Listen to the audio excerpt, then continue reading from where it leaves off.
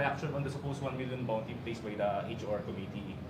on the para po sa pagkakakita kay at sa alleged CIF signatory Mary Grace Piatos?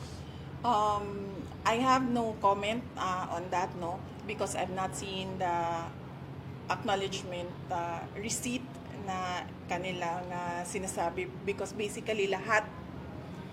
ng mga documents hindi siya dumadaan sa akin, dumidiretso siya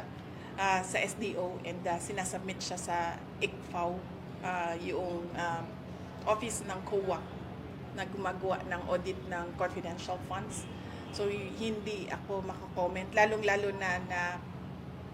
hindi namin alam kung paano pinroseso ang pagbigay ng copies ng ARs or ng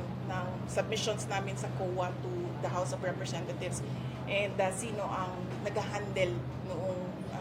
mga documents.